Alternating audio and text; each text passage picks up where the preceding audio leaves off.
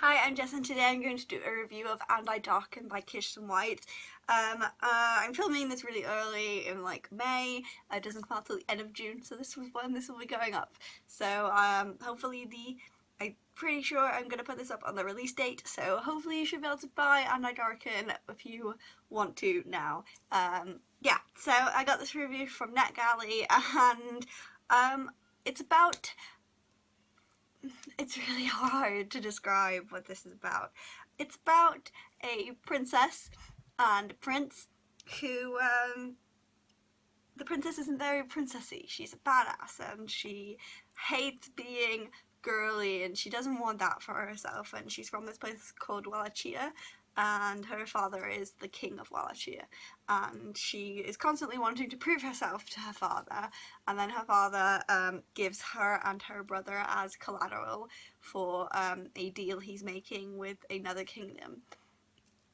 And she has to live in this foreign place where she loved her kingdom her entire life. She loved being there, and then she and her brother have to live in this foreign place with people that she sees as enemies, and it follows her entire life. I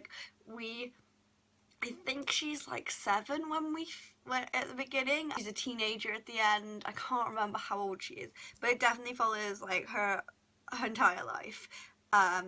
Of growing up, not obviously it doesn't follow her later on. I think it's a series though, so we get later on of this, but it also ended up quite well. I did like the ending anyway if it's not a series, but I liked the ending anyway if it was a series. There were so many complex relationships in this.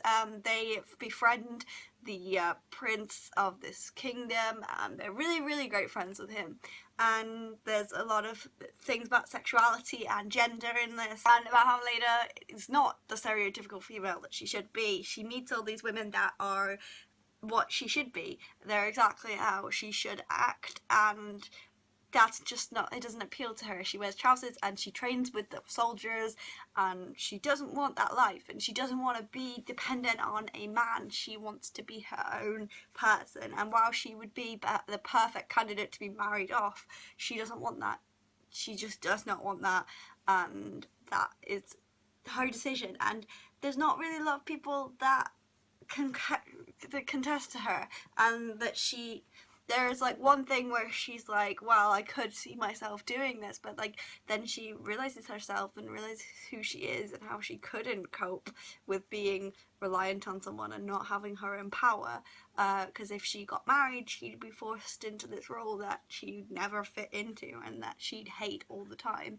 So yeah, I really loved the gender boundaries that it had there, because she's not stereotypical of her time or her society. She is fighting against that all the time, from when she's young to right at the end of the book. She's always fighting against it, and she stays true to herself, and I really like that, because while she does change, she also remembers who she is and what she values, and it's not being married, it's being independent and doing her own thing.